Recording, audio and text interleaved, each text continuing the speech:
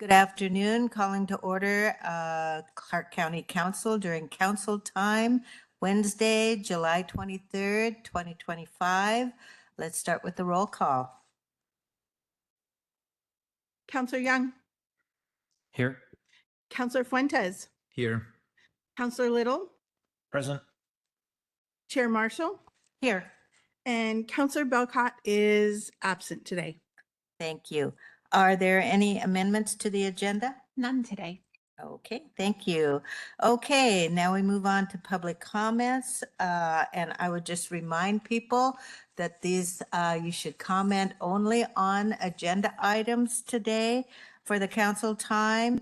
Keep your comments to 3 minutes, and to remind folks, according to our rules and procedures, not to make statements or remarks that concern private activities, lifestyles, or beliefs of others, including individual county employees or elected officials, topics unrelated to business of the county, or professional duties and performances of county employees.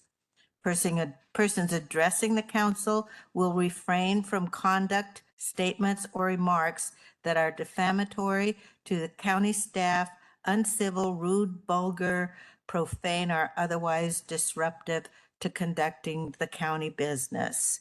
With that, is anyone signed up to comment? Yes, Chair. Wynn Gersich. Please come forward.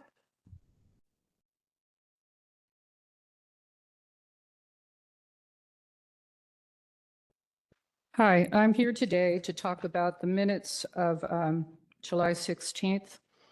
And I know you made a big deal about Carmen DeLeon. And I hope that you retract that, because Carmen didn't say anything wrong. I listened to her testimony and I was kind of floored that you made a big deal about it. I know she has post-traumatic stress. She's disabled. And these are your constituents. And you should listen to every one of them. And one of the things, too, is the fact that the COVID shots actually cause mental health conditions. And they're even spraying it in the sky for those who are vaccine hesitant. So we're all breathing this stuff. And this is from Fauci's own website, page 254 and 255. They show all the complications. Oh, excuse me, one more page, 256. And this is Moving Beyond the COVID Lies, Restoring Health and Hope for Humanity by Dr. Brian Ardis. This is Fauci's own website from the NIC. So when people take these COVID shots, or they spray it in the air and we're all breathing it, or you're drinking recycled toilet water, toilet to tap, and it's got the virus in it. There's a movie you can watch. It's Stu Peters interviewing Brian Ardis, and it's called Watch the Waters. You can watch that for free or get this book. It's $11.50. But it tells about all these mood disorders, anxiety disorders, visual hallucinations, hysteria, delusional. All of these things are mental illness, which these COVID shots cause. And it's in Fauci's own website. And everybody should be checking it out, because when people have mental illness, I hope more of your constituents that have problems do talk on public record. And then if they say something, I don't think what Carmen said was wrong. I get a little upset when she was yelling going out the door and it stopped the meeting. I mean, I understand that, but I'll tell you this, I think she has every right to speak. She didn't say anything wrong. And I saw when the person next to you flipped her off. I mean, I did see him do this on the TV. I mean, I saw him here at the thing and commented on it. And when your people do crazy things like that, I can see it setting somebody off that has a problem. So it's very important to me. There's nothing wrong with what Carmen said. And I hope that you clean up your act. And I hope that you're truthful with the public, with their health and everything else, because you're also the health board. And it really bothers me of what, and like I said, I played that thing for what Carmen said last time. There's nothing wrong with what she said. And I hope that more people with mental illness or have post-traumatic stress or disabled can come forth and speak, because we are your constituents and you are poisoning us. So like I said, this is Fauci's own website. It says mental health conditions after snake bite, what you put in the vaccines. Thank you very much. Is there anyone else? Carmen DeLeon.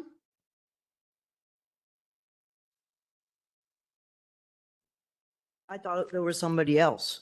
Okay, so I'm Carmen De Leon Mello, and I am talking in reference to the minutes of the 16th that you said is on the agenda.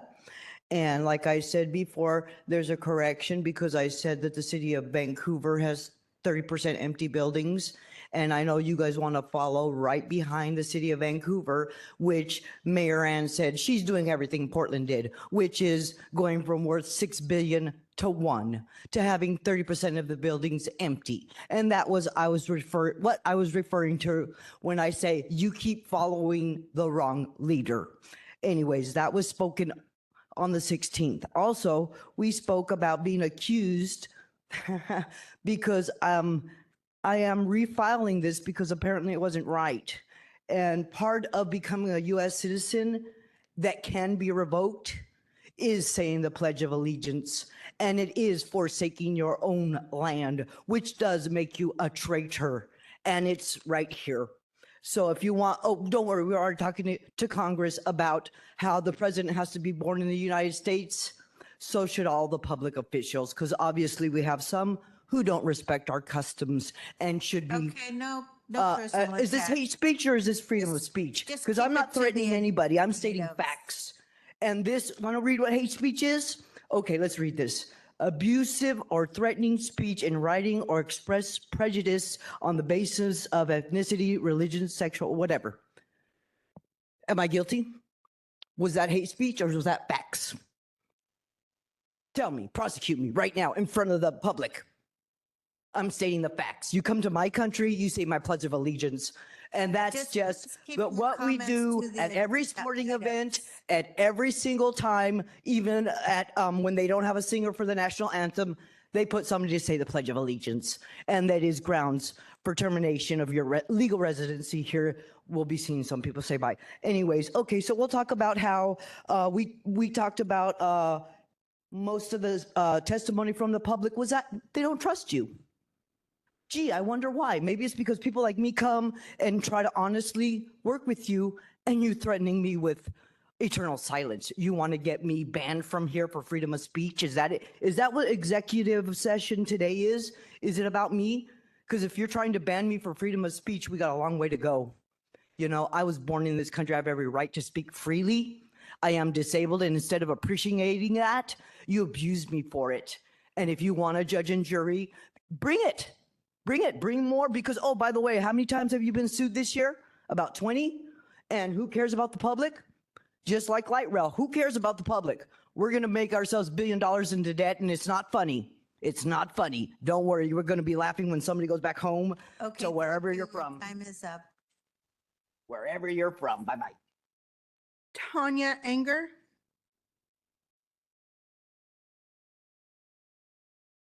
Good afternoon. My name is Tanya Inger. I'm speaking on the old business of the trust lands visit. Last week, I was able to visit the sites of the turnover sale units just east of Yale Lake. You can see photos from this visit on my public Instagram page, Save Clark County Forests.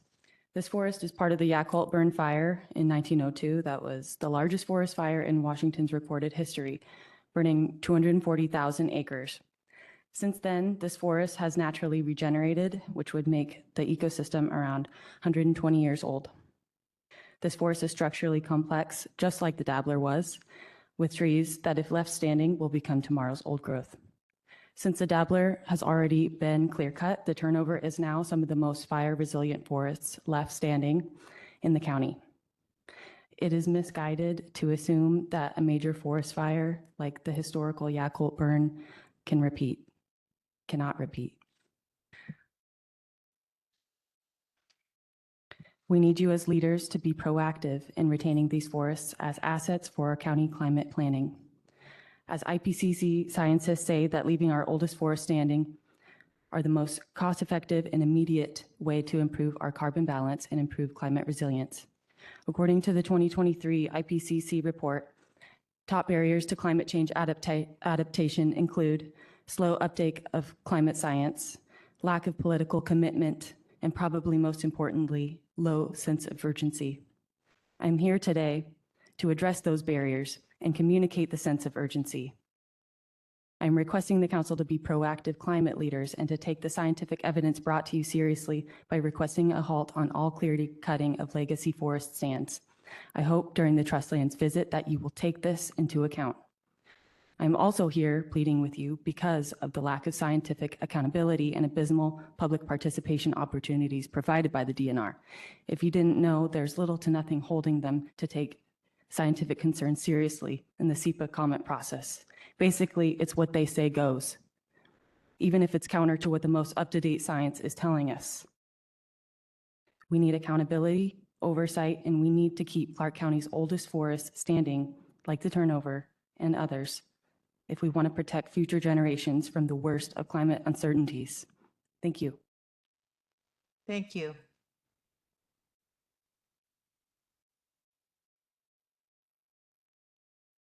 It looks like we only have one caller left online. Okay.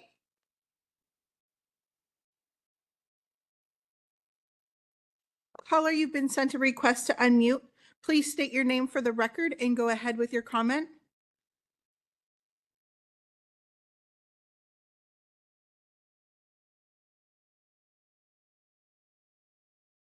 Well, good afternoon.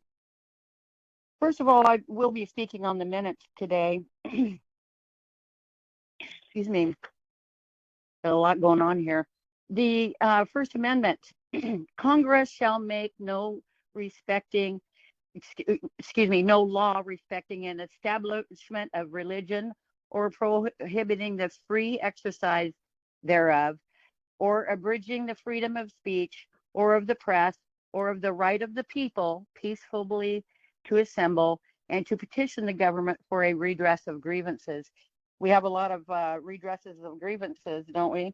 And the more and more that people wake up after this 4 years of the pandemic, the better off we're going to be to take back our county. We're going to start off with the county, make some history here.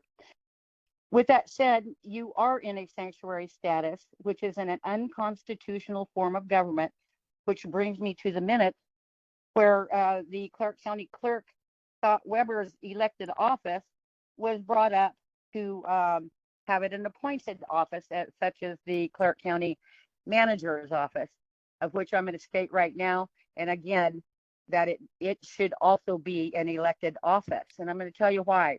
You have a three-strand government there. The people, that's us three ladies here that usually speak up. The elected, that we the people elect, you there in the sitting there in your chairs, and then you somehow deem fit to follow a sanctuary form of government and hire staff and county managers and this and that, and there you are where you now have we the people won against the two strands of two of you guys. So that's going to stop. We're going to have to take over. Not all counties are performing their duties of the people here like you are. And so we're going to hold you accountable. So elections included in the minutes, beg for the people of Clark County to vote for a constitutional republic. We're not a democracy, we're a republic. And we need those representatives, and never allow judges or any form of government to take our elected offices away. This form of government overreaches its people's business. You are warned. You don't just take the 1%ers or the 3%ers, whatever you guys want to call us. You're warned. You've been warned about health issues. You've been warned about sanity issues of what's going on with the people. You're ignoring everything that's going on. You will ignore vaccine injured situations. I don't see anything. Is there anything on the health site at all? Well, look, I'll look again. Get it on there. You are not being transparent, and we are Thank going you. to point Your it out. time is up. Is there anyone else, Michelle? There is one more. One more. Caller, you've been sent a request to unmute. Go ahead and state your name for the record and go ahead with your comment. Hi, Wendy Cleveland, Sierra Club. Can you hear me? Yes. All right. So I'll keep this brief. I don't like to have to call in because I don't want to waste county time. We are paying for this. as taxpayers. And I am really frustrated that this is allowing to go on with comments. And if you guys aren't going to clarify, I'll clarify. Ethnicity was listed in hate speech, and Counselor from 3rd District, he was targeted for ethnicity, and that's not okay. Hate speech is not even legal in this state. We've got to stop allowing these comments. The last caller, Kimberly, had very little to do, again, of time, and I'm wasting even more time by saying this.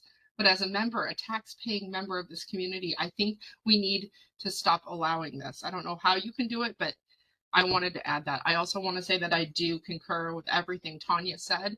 And I'm actually wondering if it could be addressed whether or not we have a community advisory group for legacy lands and trust lands. Since you're taking a tour, it would be nice if there were members of the public. And if we don't have that, my suggestion would be one of the members of council themselves be the one who chairs it rather than county staff. That didn't go well with the community advisory group for Bonneville. And I think if a council member was willing to take that on, that might go better. And I think the community needs to be more involved with trust land and legacy land projects so that we need a seat at the table too. Thank you for your time. Thank you. Okay, moving on to Trust Land Tour. Jordan, were you going to give us an update on the options there? And you have minutes on the agenda as well. I had already crossed it out. Okay, let's go back to the minutes. Are there any corrections to the minutes? Hearing none, I'll entertain a motion to approve the minutes of July 16th, 2025. So moved. Second. Moved and seconded. Thank you. All those in favor say aye. Aye. Aye. Aye. Okay, and now on to Trust Land Tour update. Good afternoon, Council. For the record, Jordan Bogie, Senior Policy Analyst. Yes, wanted to give you all an update. I had the opportunity to talk with some of the staff members at DNR who would be providing these tours. It sounds like they would be able to accommodate either a half or full day. I know we had heard from some counselors interest in both of those options. If there is a half day planned, a full day might go to a number of different sites. A half day probably would focus mostly on touring the Suisun block area. And so that would be kind of the process if we do a half day. They also were able to update me basically. So DNR is working on a pause of timber sales. They are reviewing how DNR wants to handle what they call maturation 2 forests, these older, not old growth, but older growth, more structurally complex forests. And they are trying to figure out, it sounds like it's a pretty complicated process, what the state's policy should be. And they are working on drafting a plan to that effect that they will bring forward maybe in September, but they did not sound optimistic when I talked to them. That they might bring that to the September Board of Natural Resources meeting, but could be later. And then as part of that, when they start to roll out that plan, they're planning, it sounds like a fairly large public engagement effort to get feedback on that plan once they have it drafted. And so based on that, their preference would be that it would just be counselors and maybe some staff at these tours. Their preference would be not to open it up to a larger group of the public because they're still figuring out what their policy is going to be going forward, and they are planning on having engagement activities. So that was DNR's preference there. And also, it sounded like the timing might be good once they have that draft plan in place to bring back Commissioner Upthegrove. I know we've talked about bringing him back for a public meeting, and he has said that he would be willing to do that. And so once they have their ducks in a row, it sounds like that would be a good time for that piece as well. And so the other thing in talking with Chris, there would not necessarily be final action taken on these tours, but there would be action in terms of discussion about county policy. And so the preference would be to have just one or two counselors at multiple sessions rather than having three counselors at one session, just to make sure that we are following both the letter and spirit of OPMA. And so that's the update that I have for you now. I will work with you in each of your calendars and Michelle individually to calendar those events. We are looking right now at August 8th and September 11th and 12th as potential dates. But I'll work with you to get that all figured out. And so that is the update that I have at this time, and happy to take any questions from council. Okay, thank you. Your Sure. comment? Yep. Yeah, thanks for this update. It sounds a little squishy on the pause part, which is the one that I think the county and the citizens are really interested in. Especially after Tanya toured the site and looks like it's very similar to what we visited when I was with her at the Dabbler site. So did you get clarity on whether they will indeed pause that timber sale completely until they have this plan in September or later? That is what it sounded like to me. It sounds like there is a possibility, but it is not likely that they would bring the turnover sale up at the September Board of Natural Resources meeting, because it does not sound like they will be able to have their draft plan in place for what they want to do with these types of forests by that time. And so it seems likely it will get pushed off to a future meeting based on my conversation with staff over there. Okay, so given that I don't think you got a clear answer on that, and we've written letters on this before that I think were not followed, I would encourage us to write another letter for this one that just clarifies that we would be interested in continuing the pause on this timber sale because it has some of the characteristics that our community cares about, and until a clear plan is put forward on what to do with these, what do you call them, maturation 2 forests.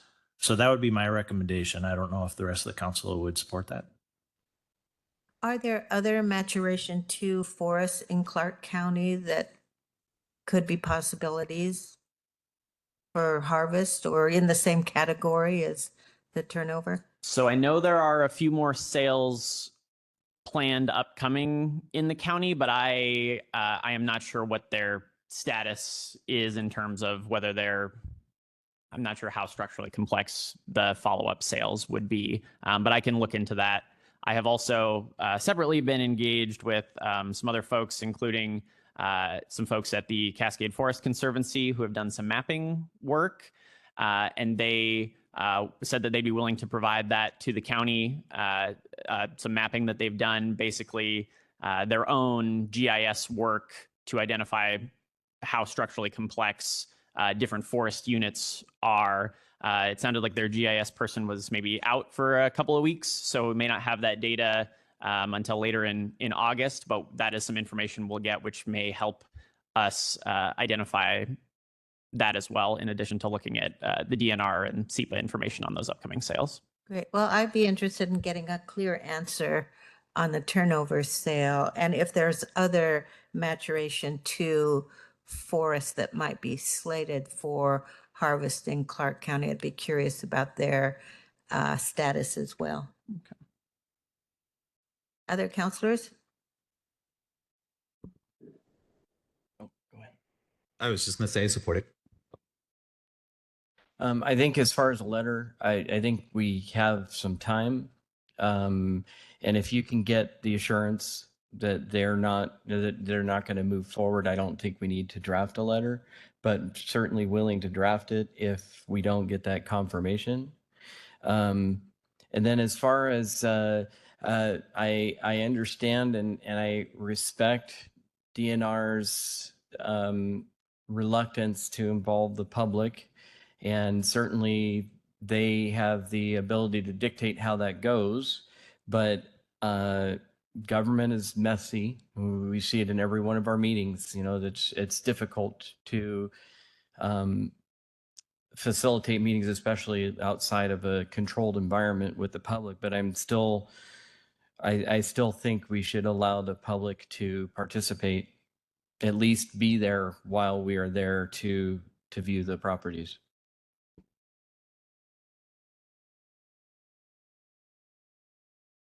Did you want to make a comment? Yeah. I just want to confirm. It looks like we have 3 counselors that were interested in writing a letter. I understand what you're saying, Counselor Young. I just want to confirm if we do actually. And the reason why I think it's important to do that is there are some verbal conversations going on. It's hard to get confirmation.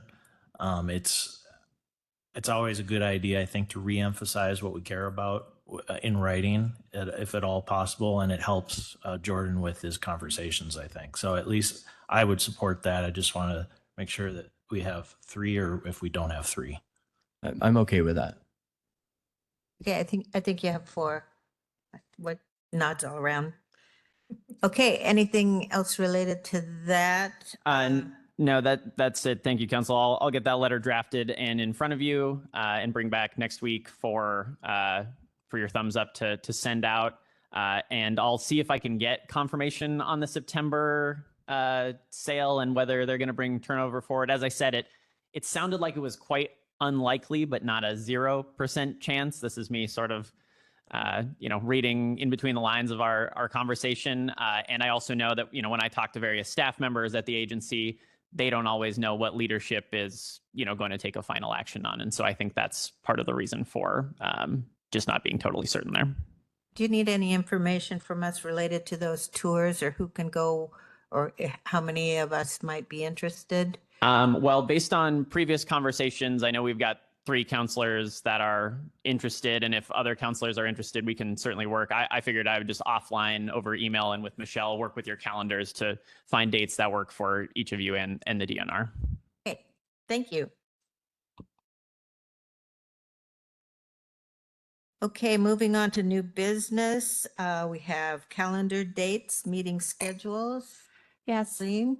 even though we're in July, we're looking at year-end calendar, we're running out of times. And so I just want to bring this to council's attention and also awareness in the public. This is subject to change, but there are some dates of interest and also confirmation I'd like to get from council. And we'll post this. I just typed this up today just so we could have something to look at, but we'll get this posted online. The week of September 1st is Labor Day. Normally council takes that week off. If council would still like to do that, I'm going to propose that we use September 23rd as what's a current placeholder on your calendars now for the Tuesday council meeting, so we don't lose precious time for Tuesday meetings. And I'll go through these and then you all can tell me if you don't agree with the recommendations. The week of October 7th, that's the Wasafo Local Board of Health training. We are not going to have a quorum that week. We have 2 counselors at least that want to attend that training, and I have 1 counselor that's on vacation. So I would look at October 14th at 1 o'clock or the 28th at 10 o'clock for the Tuesday meeting, because we will not be able to have that meeting that week. They're both placeholders on your calendars. November 11th, just for your awareness, is a holiday.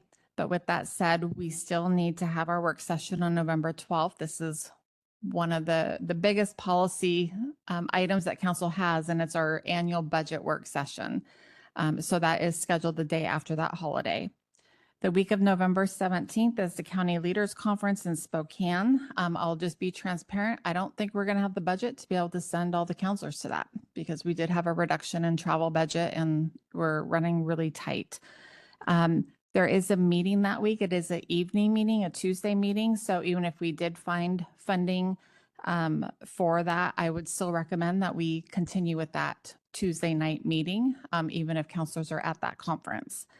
The week of November 24th is Thanksgiving. Normally council takes that week off. And then the week of the first week of December is our annual budget hearing. We do have it at least Monday and Tuesday. We have a placeholder for Wednesday. We have to have it adopted by the end of that week. And then historically, that is the end of our council meetings for the year. So starting the following week on December 8th through the end of the year, there will be no council meetings unless something unforeseen comes up that we have to do a special meeting notice. And I know, some are trying to plan vacations around the holidays as well. And so I want to be respectful to get this communication out both internally and to the public. Comments from council? Sure. Yes. I would, I mean, I don't know if, if other counselors may have something scheduled on the week of Labor Day. My personal preference would be to hold normal business on that week. And the reason being is we're getting to the crunch time. I would rather be ahead of schedule than behind schedule, especially if something comes up. We also have the comp plan that's probably going to come before us multiple times in between now and then, and we don't know if anything is going to need to be extended or continued on that. I would rather stay ahead than on schedule. So I would prefer that we do hold our meetings on Labor Day week and keep the placeholder open in case it's needed. I may not be here on September 2nd, but that might be the first council meeting I missed, or I might be able to join online, but just that's caveat. If we need to have a meeting, then that's fine. Go ahead. For that week, it's first day of school, but I could be available if we wanted to do that. I'm available that week as well. So is the preference to keep that week scheduled instead of moving it to the 23rd? It sounds like we have quorum. If Chair Marshall takes the day off, then Yeah, I that think would- we'll that be would- fine. I think, as long as we can accommodate all of the business that needs to get done, we might keep the 23rd open just in case it's It needed. always stays on until always stays we come open. up and then we can cancel it. So Right. Sounds good. Okay, so we'll keep the week of Labor Day on, and then we'll figure out like we do every month with the other calendar. Thank And you. then, Kathleen, what's the County Leaders Conference? Tell me a little bit about that. It's one that a lot of elected officials go to and also some leadership within the county, but it is, I think last year it was in Vancouver, if I remember correctly, and they do usually rotate through the two different sites. But It's again, as if now we don't know though. Well, it sounds like we may not have the budget, so yeah, right okay. now I don't think we will, to be honest. Okay, anything else related to calendar dates? Thanks for juggling that all around. Nope, that's all. It's That's all I good for have. us to I plan. guess the only other question I would have on the Labor Day week, if we don't have a public hearing or something that's like comp plan, does the council want that brought back once we see what the agenda could look like? And the calendaring. Sure. I think that would be good. Yeah, And we 'cause can that- reevaluate if there's something Yeah. that we and- would want everybody here for. Yeah, and we'll be seeing that draft schedule here shortly. So at least on the comp plan, but we can communicate with the staff too. Thank you. But there would be a Wednesday council time meeting that week. Those are easier to not have, I think, than unless it's a work session for the comp plan, but we'll look at that. But yeah, if there's something that's time critical, but if there's not anything that's time sensitive that week, we can revisit. We'll take it under advisement. So Kathleen, just to be clarified, council sessions, there's a minimum requirement a year, correct? Yes, we've already hit that Oh, minimum. we have. Okay. Yes. Okay. Thank you. Yeah. Does that mean we can take the rest of the year off? That's what it sounds like. I don't think so. Okay, let's move right along here. 5.2, Disability Pride Month Proclamation Request. Jordan? Yes. So July is Disability Pride Month. And I was having a conversation with some of the members of the county's Accessible Community Advisory Committee a couple of weeks ago. And they had mentioned that to me, and that this year is actually the 35th anniversary of the ADA, the Americans with Disabilities Act. And they requested to see if the county council might be willing to do a proclamation for Disability Pride Month in July. And so wanted to see if council was supportive of that. And if so, who might want to read it? It would be read at the next council meeting, which would be in a couple weeks on the 5th. I'd be supportive of that. I think thumbs up. Does anyone anyone like to read that? I Public wouldn't comment? mind reading it. If there's somebody else that would like to, I defer to them, but I do work with that group and enjoy their work that they go through, so I'd be happy to do that. Great, thank you for that. All right. 5.3 VHA 1406 funds. This might take a little time. Yes. So we have some folks from the Vancouver Housing Authority available here to chat with council as they're coming up. I'll just tee this up a little bit. So council has been interested in how the county can support affordable housing.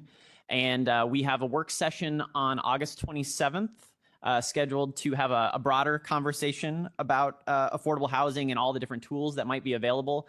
But last week, council had requested a more timely discussion of a particular issue related to the Weaver Creek Commons project that is coming up on some deadlines here with VHA. And so we wanted to bring them in to have that conversation with council. And so I will dip away for a moment, but I'll also be here to help talk about this. But Vancouver Housing Authority has a presentation they'd like to chat with council about. We can drag up another chair if that, whatever works for folks. So welcome. Thank you. Good afternoon. My name is Andy Silver. I'm the CEO of the Vancouver Housing Authority. And joining me today is Danny Ledesma, our Chief Real Estate Officer, and Scott Sharba, who's the Development Project Manager on Weaver Creek, which we're here to talk about. So I'll get us started, and they're all going to help me with details if you have any questions. So Weaver Creek is a development that we have been working on in Battleground for quite some time. It would be the first project that that VHA develops in Battleground in about 20 years. So we're very excited about it. And it's located sort of on the east side of Battleground, just south of Main Street. And if we want to move to the next slide, please. To give a little more information about the development itself, it's 100 apartments. They would all be affordable. They'd be income and rent restricted at between 50% or half of area median income and 60%. And then we'd be able to take 30 of those apartments, even deeper affordability, will have a rental subsidy attached to those apartments so that people living in those apartments are only paying a percentage of their income towards rent. So no matter what their income is, it would stay affordable. Two other really exciting parts about this project. There are two set-asides for specific populations that we've been working on. We're part of a work group that works with people with intellectual and developmental disabilities and affordable housing needs. The county's involved in that group as well. And this would be our first development that has units set aside for that population in partnership with Peace Northwest, a local nonprofit. And we also worked with the Battleground School District and have 16 apartments that are dedicated to families experiencing homelessness in the Battleground School District in order to provide that stability to increase those educational outcomes. So, it's a project that we've been working on since 2019 with the city of Battleground. And I think it'll be a really important, as we all have been focusing on increasing affordable housing outside of the city of Vancouver because the needs are throughout Clark County. This is a prime example of the type of partnership that we want to be doing. However, the reason we're here is because we have run into some issues on the funding side. So if we want to go to the next slide, please. The good news is that we have quite a bit of committed funding for this project. And we're able to go into more details on any part of this, so I'll keep it high level unless you direct me to do something else. It's a low-income housing tax credit, or you might hear the acronym LIHTC project, and that provides through the Washington State Housing Finance Commission, that provides a lot of the equity that goes into the construction of the development. With those projects, you pair those with tax exempt bonds that we would be issuing. The Housing Authority is committed to putting $5 million of our own money into the project to show how important a project it is to us. That's about as the max that we ever do on a project. So that's a big number for us. We were able to get another $5 million from the Washington State Housing Trust Fund. We're deferring almost $2 million in our developer fee to help make the project come together. Clark County has been a big partner with us in committed funding already. And the Cooney Foundation, that's a local foundation that is really committed to affordable housing for people with intellectual and developmental disabilities, has committed funding as well. So unfortunately, though, we're in a situation with affordable housing these days where there are a number of headwinds that are making it hard to close these projects. Some of those is that tax credit pricing is at some historic lows right now. Interest rates, as I'm sure you know, are higher than they've been in quite some time. And when you put those factors together, even with all of these committed funding sources, we're still left with a gap of about $5.5 million. And unfortunately, not only do we have that gap, but we're in a bit of a timing crunch as well. So if we can go to the final slide, some of our committed funding sources have a deadline of the end of this year in order for us to do our financial closing to keep those commitments and keep them in our community rather than going somewhere else in the state.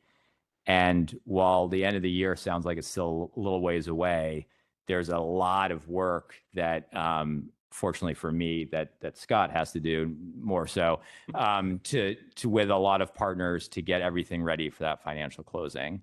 So we're very quickly coming up on the deadline where if we can't find that $5.5 million, we're going to have to make the tough decision either to delay the project, lose those commitments and sort of start over, or even worse, abandon the project altogether.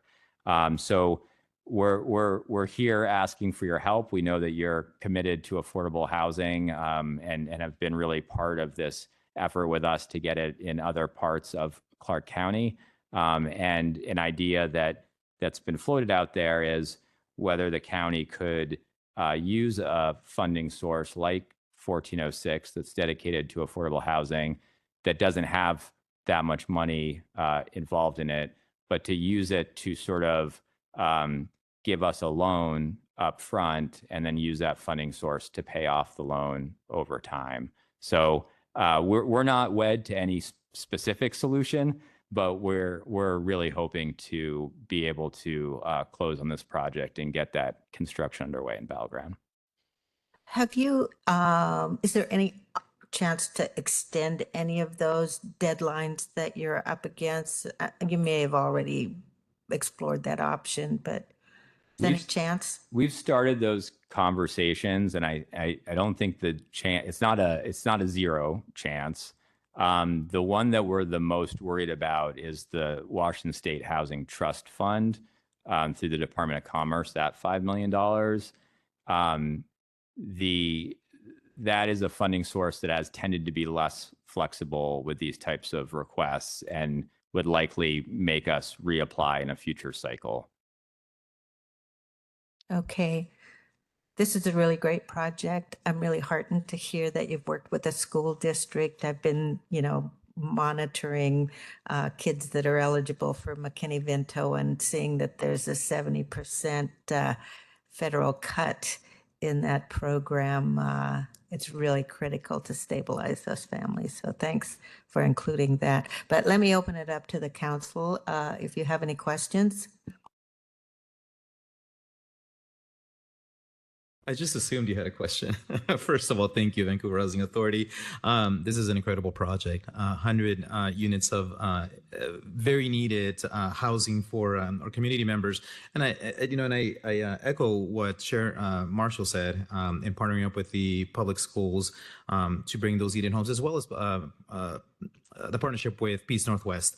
And as someone, as you know, who is working also in trying to bring housing for individuals with intellectual disabilities, this is still not enough, but we got to start somewhere. I guess my question to you, now you said Andy, you said that you've been working with the city of Battleground since 2019. So I'm assuming that this has been approved, correct? This project, the city has approved. Correct. Okay, perfect.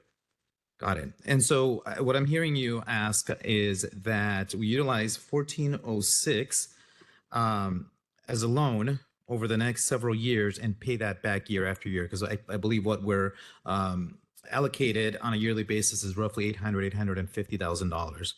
So is that correct? Yeah, I'm not the expert on that piece. Yeah, so depending on the year and sales tax revenue, since it's a remittance we get back on the state portion of the sales tax, we get between $700,000 and $900,000. So we could comfortably say, based on my conversations with our finance folks, I think $700,000 a year we can feel comfortable that we're probably going to bring in that much, barring something catastrophic. And so it'll be covered over about 7-8 years. With that amount, if council were to allocate the full amount of that $5.5 million or so, that would be about the timing. My understanding, talking with our community services finance folks, is we have about $1 million currently in the fund that could be contracted in 2025, and then with $700,000 to maybe $900,000, depending on revenues coming in over the subsequent years. And this loan would be, these funds will be borrowed from the general fund. Is that what I understood?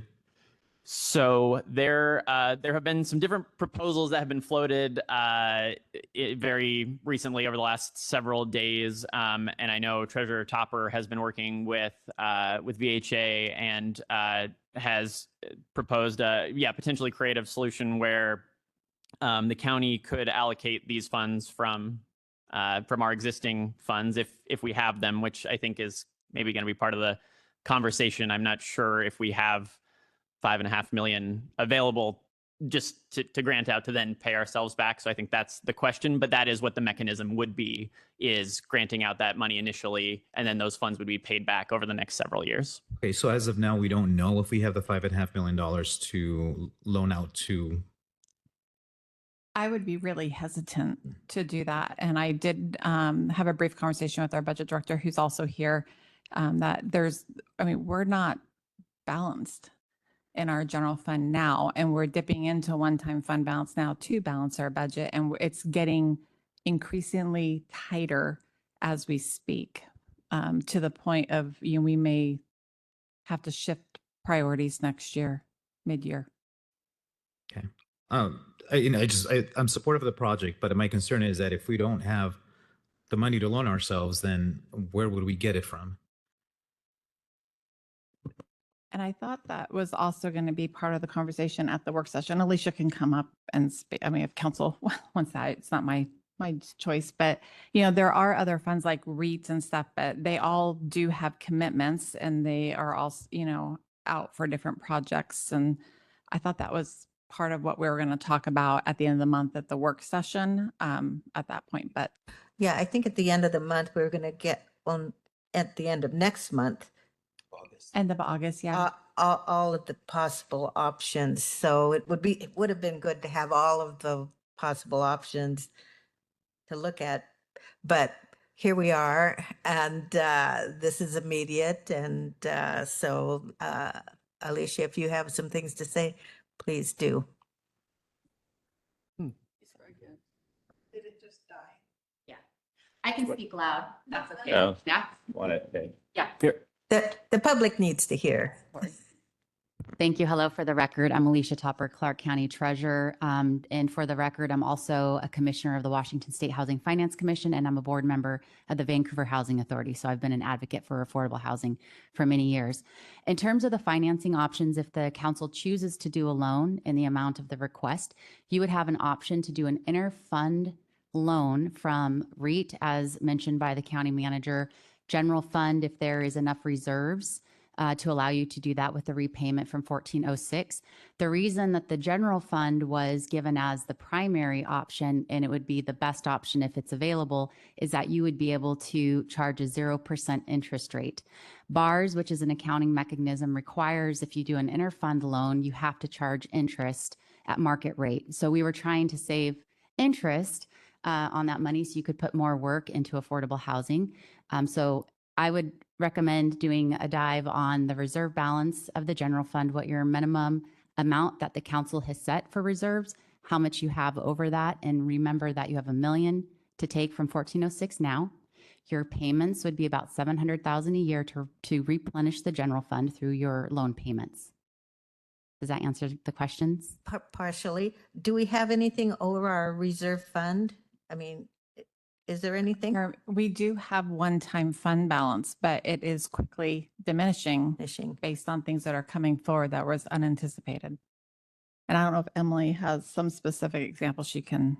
Yeah, provide. maybe Emily should come up as well. And Council, I do know that Mark Gasway with the Auditor's Office is also online and prepared to answer any questions you might have about the other funds. And it might be helpful if the finance team actually had this discussion to look at all. That's what we use, our finance team. That includes Alicia's deputy, Mark, Sarah, and our budget director, because they have, the first time I heard about it was in the email. So just this last week. So there hasn't been a full analysis of the finance team. Appreciate that. And I would say, I think there's a strong desire to fund this project. It's just figuring out how to do that without jeopardizing VHA or the county. So that's what we're trying to figure out. So Emily, please. Okay, light off means unmuted.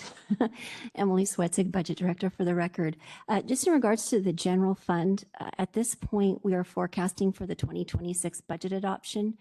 And at this point, we are planning on using every portion of the reserve available to balance that year. We do have some levers that we're looking at with some additional increased revenues for some 6211 contracts, and we have some potential projects that may have savings. But I do believe that those levers will be needed to balance just our services as we currently have through 2026. I did talk with the county manager in Jordan yesterday, and some things that might be able to be considered is, as mentioned, REIT 1 has a one-time fund balance. Again, the concern about using, again, we're supportive of this, but using that REIT 1 money for this project now is that would eliminate the possibility of any of the county's current needs for facilities and projects. There wouldn't be funding to pay for that. So it would have to be a choice of either or for the current fiscal year. And then the mental health sales tax has some one-time fund balance that was allocated to the internal process this year, about $3 million. I've also received recent news that there'll be about $1.6 million of additional one-time fund balance coming back from a contract that is not going to be going through from DCS. So that's about $4.6 million if the county wanted to consider using that for something like this. Again, the challenge is I do know there's a lot of internal departments like the jail that are hoping to get some access to that for some of their needs. So those will just be priority decisions. Okay, so that sounds very tough to, and there'll maybe some other shoes that drop in the next few months.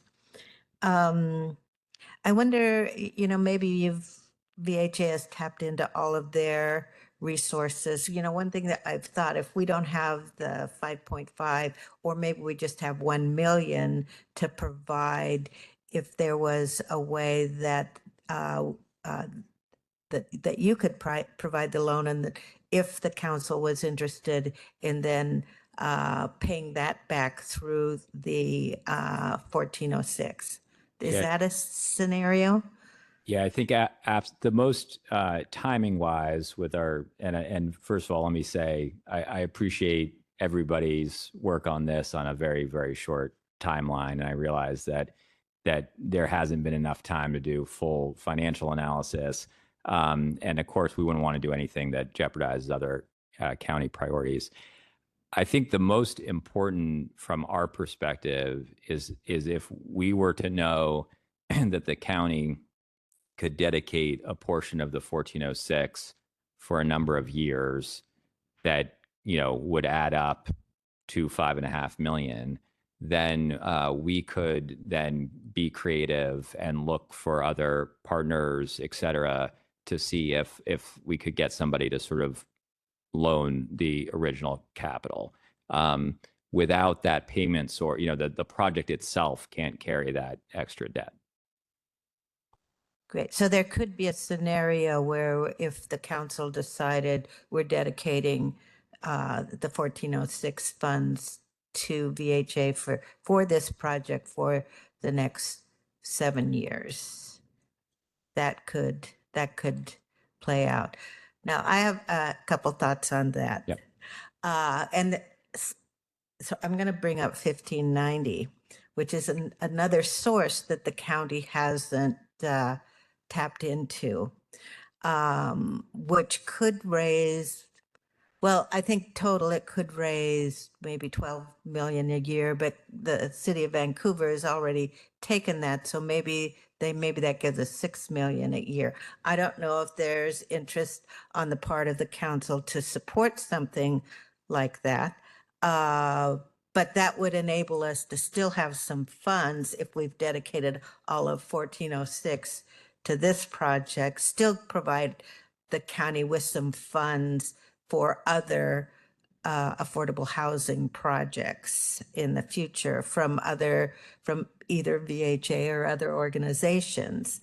So in my mind, and maybe it's premature to talk about this, but in my mind, I'd like the county to be able to still have some funds in the next 7 years to be able to support affordable housing projects. Now, that gets me back to that work session we're going to have at the end of next month to really thoroughly dig into all of the options for funding sources, but we don't have all of that information right now. So I just tossed that out, maybe to complicate it some, but maybe it can help inform our decision as we go forward. Any comments? Yeah, sure.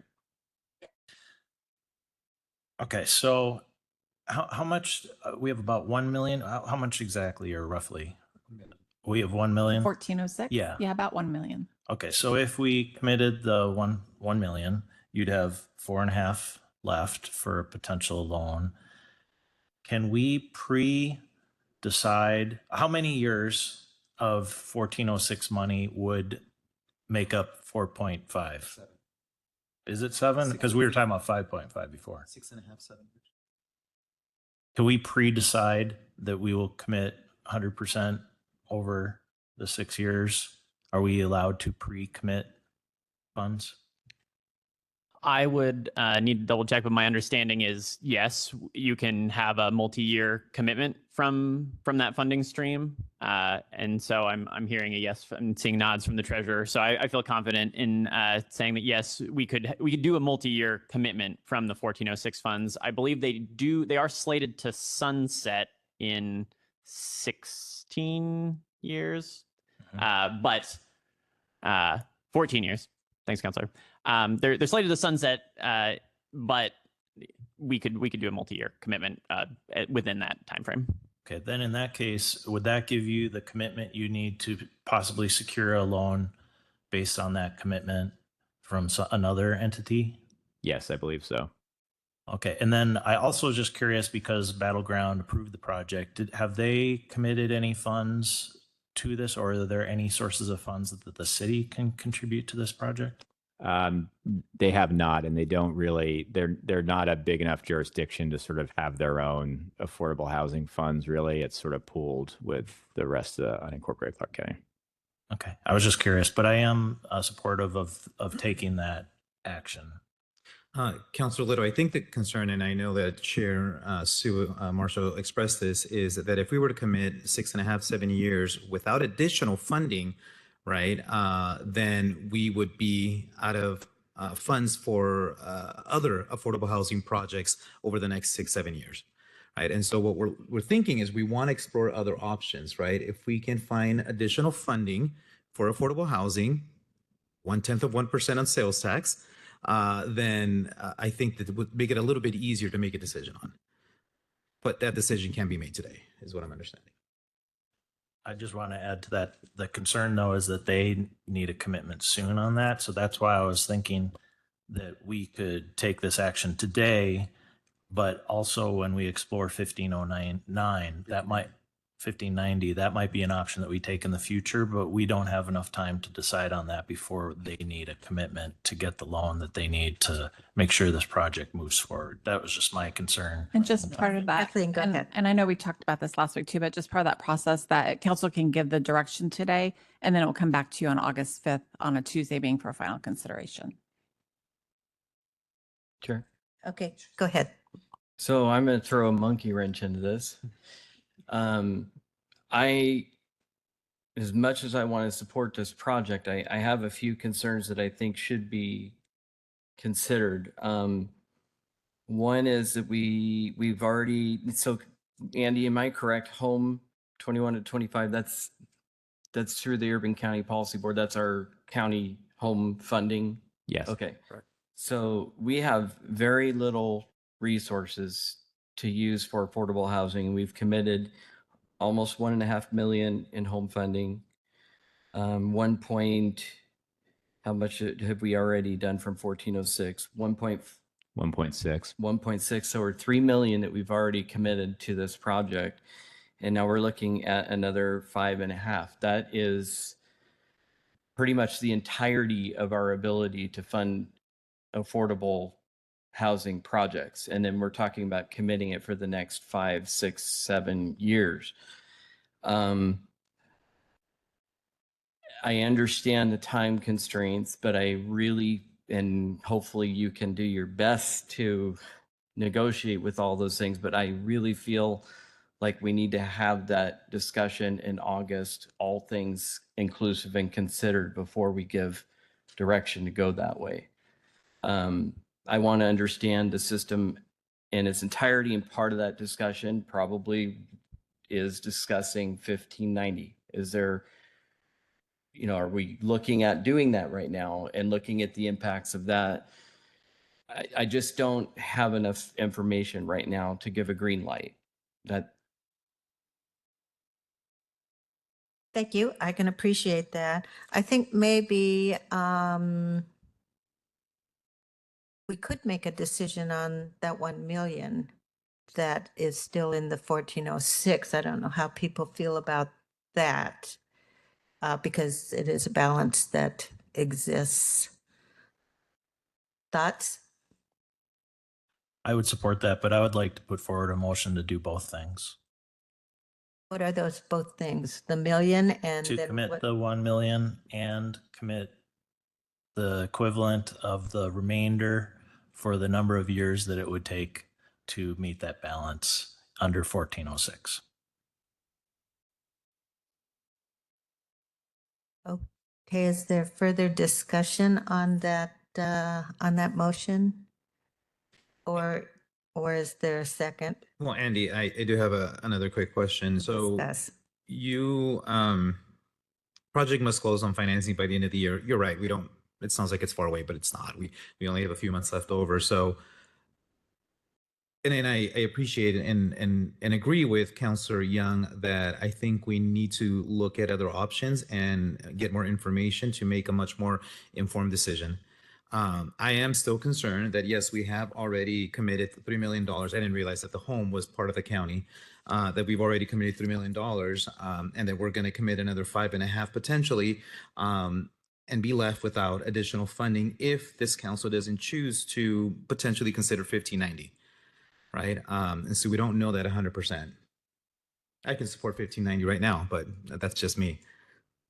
Well, it may be more than just you. I think it would be me as well. Thank you. Go If I ahead. may, Chair, I think part of the issue that you're grappling with is that with the current environment, you basically, all affordable housing projects, especially of this size, are going to face larger gaps than we've seen ever in the time I've been doing the work, at least. And because of that, our greatest fear is that projects outside the city of Vancouver, where they do have the Affordable Housing Fund, which is a property tax levy, aren't going to be able to move forward because of the gap. So I just want to be clear that even from a VHA perspective, we absolutely don't want to leave the county without additional affordable housing resources. We're working on a project with the city of Washougal, which we won't be able to do without gap financing as well. So certainly we would love to move this extremely important project forward, but I absolutely would agree that without something like 1590, most affordable housing in Clark County is going to grind to a halt outside of the city of Vancouver. Chair, I think that's an excellent point. The fact that it's in battleground plays a role here. There's also, I think, I believe in bringing all sides into an issue. And reality is, yes, this would be $8.5 million from Clark County, but if this project doesn't move forward, we also lose out on a lot of money that's coming from outside of Clark County. So that's something to consider, but I still feel like we need to deliberate and have all the information in front of us, and perhaps we end up going this direction. I don't know, but I don't like making commitments without having all the information available. Sure. Yes, please. Delay kills projects. So, affordable housing is a big priority for us. It's in an area that needs it. It hasn't had anything for, I guess, 20 years. We have an opportunity in front of us. So last pitch for a second on this.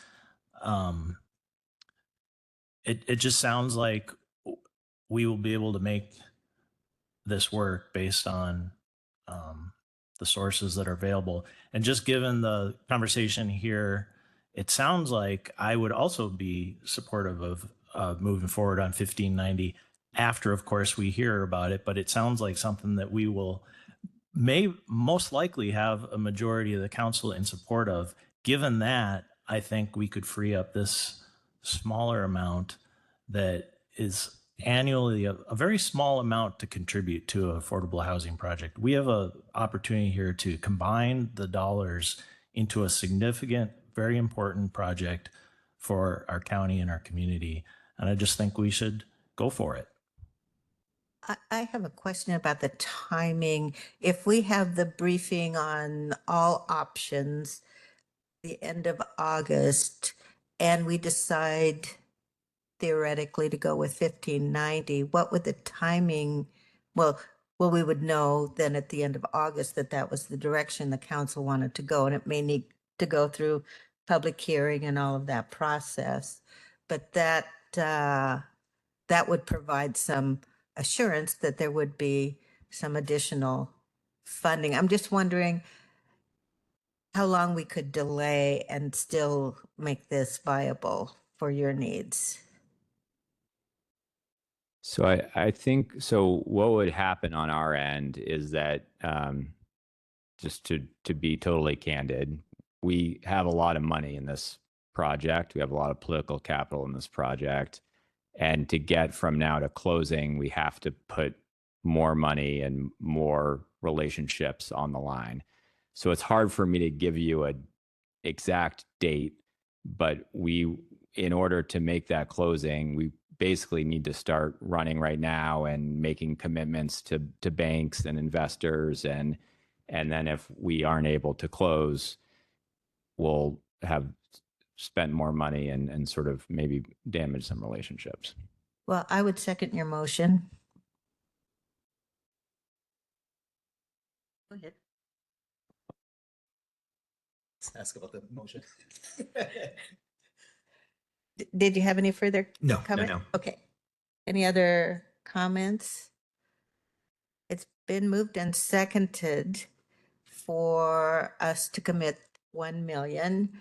That is the balance of the 1406, and to pledge the next. Well, yeah. Go ahead. This will still have to come back It for will. on It the will. 5th. So yeah, they're just giving direction today. We're still just giving direction, right? That's what we do at council time. But then to commit the $1,406 to make up the balance of that 4.5 million that would remain. Are we giving a thumbs up to that? Chair? Yes. Just real quick question, because that's a little bit different than I heard the original motion, but I'm curious if we were to allocate the amount of funding that is currently in there today, does that help at this point? I know it doesn't take you to the finish line, but does that help in any form? Well, it certainly helps. I mean, making the gap smaller helps. I think what we'd, if we were left with a $500,000 gap or something like that, I think that's worth the risk. $4.5 million gap is still a pretty big gap. So part of what I will do after this meeting is try to make a calculated decision based off what I've heard from all of you of where this is headed, and that's as best as we're going to be able to do. So $1 million would be a step in that direction, but I think until we have VHA has a better sense about the 1406 funds, it's going to be tricky. So to clarify on the motion, it's the one-time funding and committing out the 6-7 years for the full amount. That's correct. Is that correct? Do you have a further comment? Okay. Is there a majority that Thumbs up. wants to provide this direction? Thumbs up. There's three thumbs up. Okay. So, and We'll- just Councilor we'll be Young, I want bringing- to appreciate your discomfort. I feel it as well in not knowing all the information at this time. So does this actually, in effect, cancel the work session that we were planning to have? Oh, no. I think we need to get informed with all of the funding sources. I think there's decisions still ahead of us related to that. Okay. So we'll be bringing this back to you on August 5th, I believe that Tuesday. Thank you. Okay. Thank you. Thank you.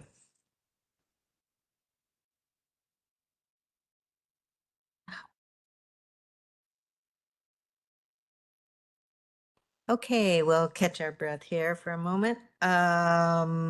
Let's move on to, this one might take some time to, criminal justice sales tax.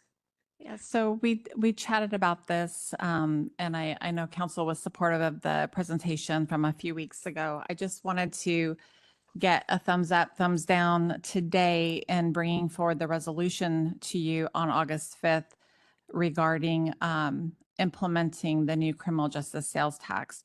There will be a provision in there that it's also pending and tied to being eligible for the grant.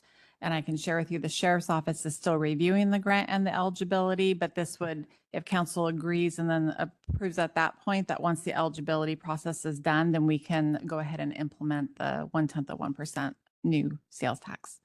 So this is just a, yes, we're comfortable having this discussion and seeing this on August 5th. Thumbs up from me. Others, any questions? Great. Thank you. Okay. And related to our eligibility, or if there's any snags related to the conditions, I would appreciate really knowing what those details might be. Yes, as soon as I know, like I said, they're working on it. We'll have the PA's office, Larry Stafford in our auditor's office, and Jordan review all that as well, and we'll brief council. Our best minds on it. Yes. Okay. All right, let's move on to councilor reports. Go ahead. Chair. Thank you. I'm talking a lot today, but I have an important update for us. So we have, I read first this in the Columbian, July 5th in the outdoors section. It's about cuts specifically to our region on hatcheries that will directly impact recreational fishing and a lot of money that's going into our community. And so what I've learned is that there were cuts made by the legislature to WDFW's budget.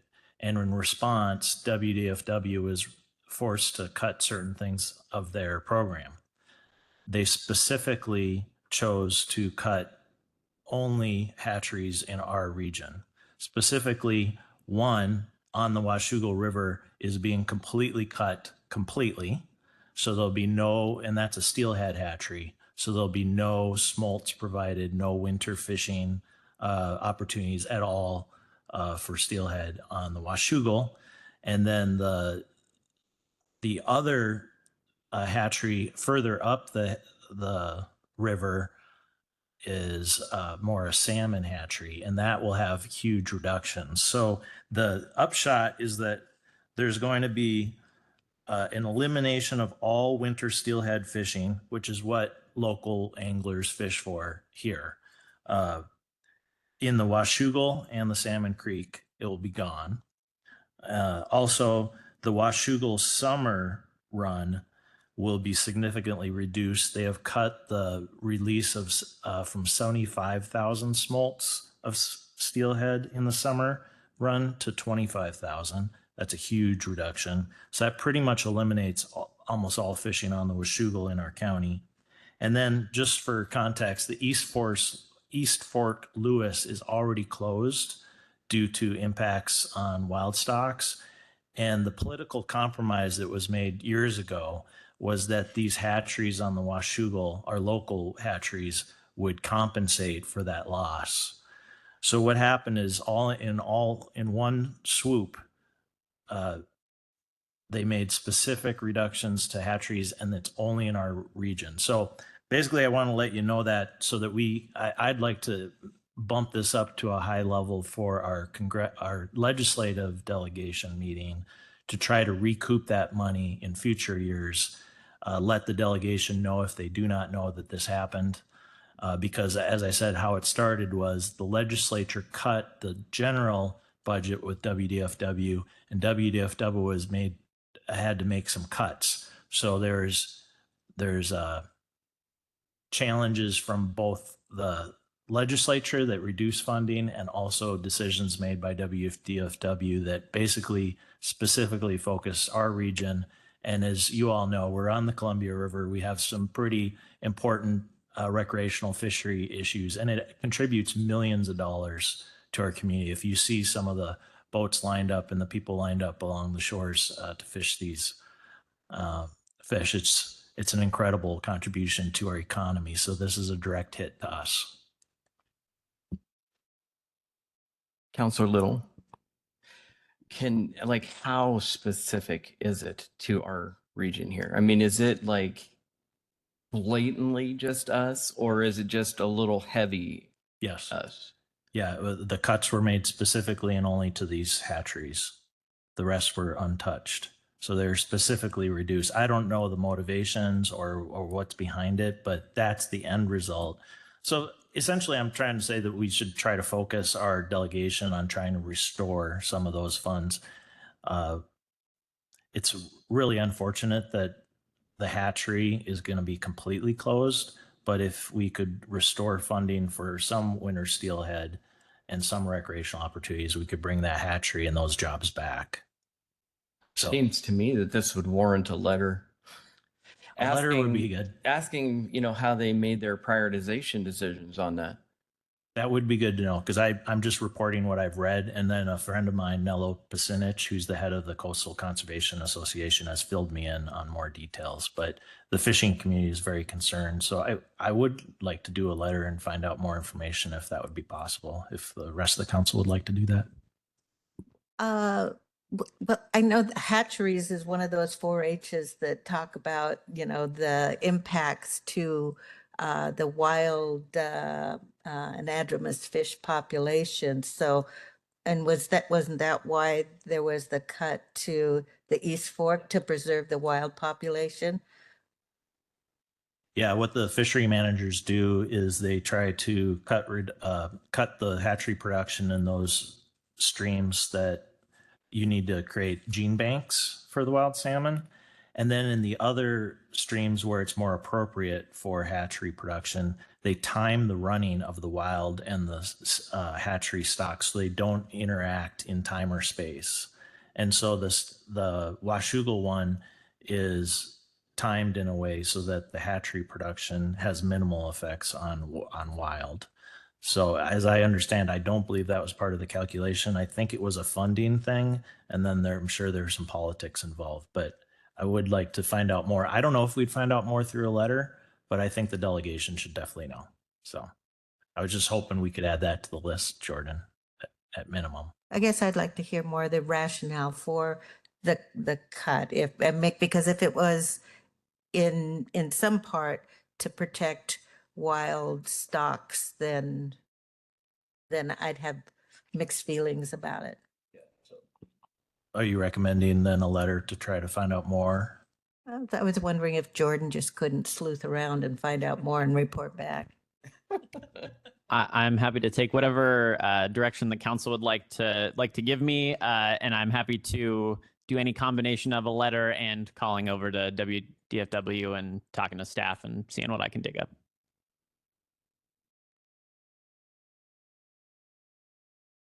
Okay, I think you got Thumbs nods for all both. around. Okay. Yeah. Thank you, council.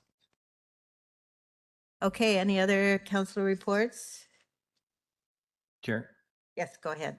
or you were grabbing, go ahead. Well, I have a couple of things. The Chukis community will be celebrating on August 30th. We had passed a proclamation related to their celebration, but it was delayed, and now it's going to be combined with the third annual Connecting Across Cultures Wellness Fair. And that will be August 30th. I won't be able to make it, but I wondered if anyone on the council would be able to represent the council. What day of the week is it? It's Saturday. I can do that. What time? Okay, great. I'll pass this right along to you. Thank you. And then I did want to just mention that I and Councillor Young attended the grand opening of the elections department remodel, and it's just really very impressive. It's beautifully done, well designed. It doubles their space. There's a beautiful mural. It's really worth anyone's time to stop in and take a look at it. It's much more airy and open. There's a lot more security. There's cameras. You can see every aspect of what's going on in the building. So a job well done. I wanted to report back on that. Sure.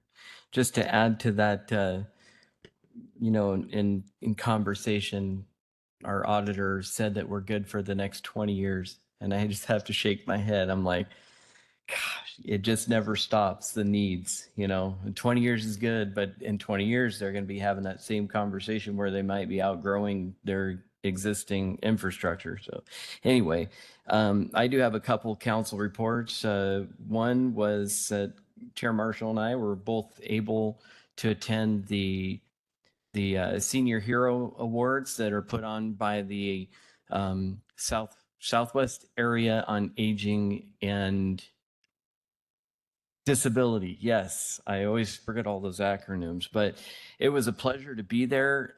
This is, I think, the third year that I've had the opportunity to attend that.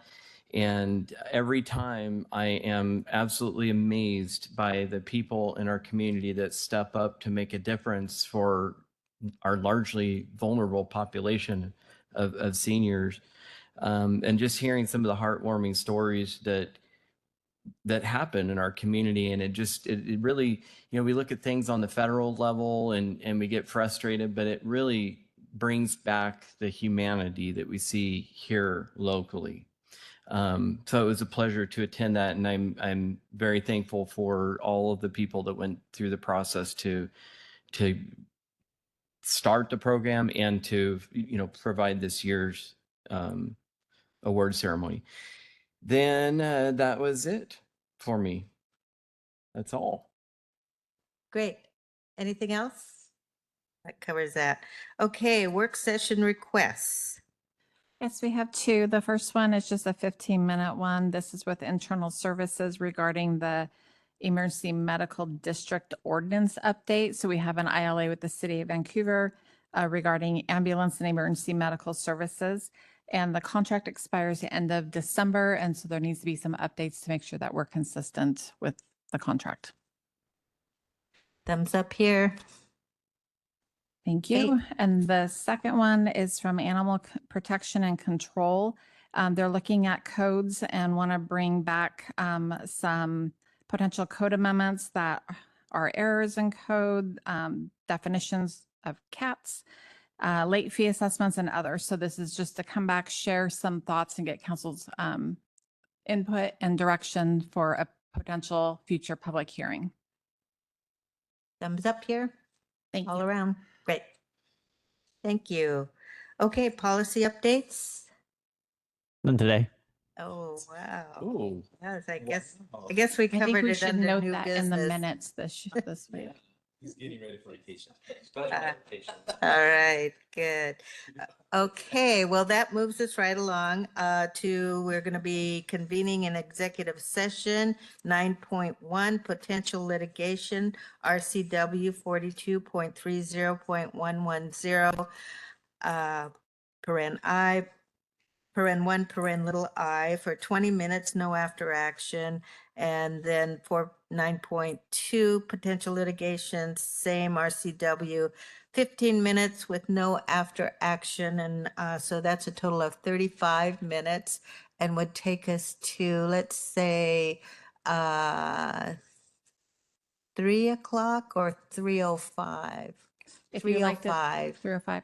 That'll give us a couple minutes if we need to take it. Okay, so see you back here then.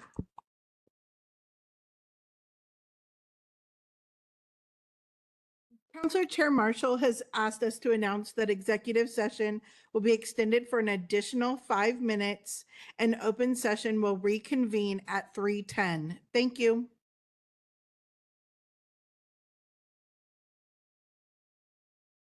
Council has returned from our executive session. There's no after action. We've concluded our agenda, and without objection, the meeting is adjourned.